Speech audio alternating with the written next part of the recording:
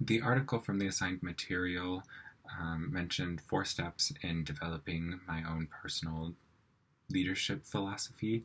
The first was to consider what you value, determine your goals, start writing your philosophy, and then reflect on it. And that first one really had me stumped for a little bit. I had to think about it for a while, consider what is it that I would value. But then I was reminded of an exercise a friend had me do with her as she learned it from the onboarding training for becoming a DCYF personnel. And in it, you go over this list of things, of words that you might, of things that are of value. You pick out 10, and then you pare it down to 5, and finally you come up with the number one thing that you value. So I listed 10 things: accountability, creativity, diversity, empathy, growth, intuition, kindness, learning, passion, and thoughtfulness.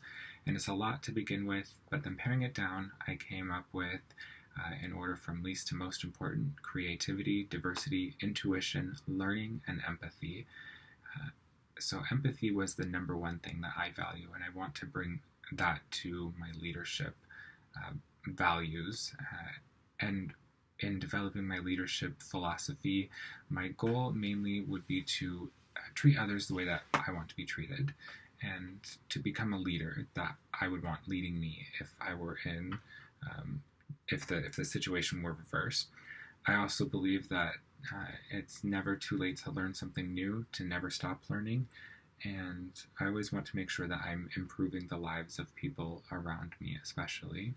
So in coming up with those values, especially with empathy being number one, but having that zeal for learning, wanting to diversify not only myself but the people around me, to try new things, to try new experiences, and then having a creative outlet, especially as a leader, to figure out any way for myself and other people to use our brains and our skills in a way that might be new. We might find an alternative for the things that we've been doing.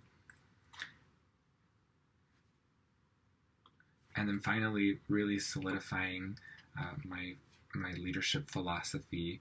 One of the articles talked about 10 common leadership styles. And reading through it, I decided that really the servant leadership style is the way that I would like to be a leader. It's the way that I think I lead other people when I'm in situations or in groups.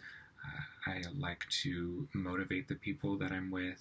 I very highly value communication skills. I want to make sure that we're honest with each other. I want to personally show interest and care for the people that I'm working with, and really just encourage them to work with each other to be able to improve upon each other's ideas as well. So to kind of bring it all together, my servant leadership style is paired with a philosophy based around empathy, creativity, diversity, never-ending need to continue learning, and relying on my intuition, but making sure that I am working with the people around me to make sure that that intuition is reliable. And that sums up my leadership skills, my leadership philosophy, rather.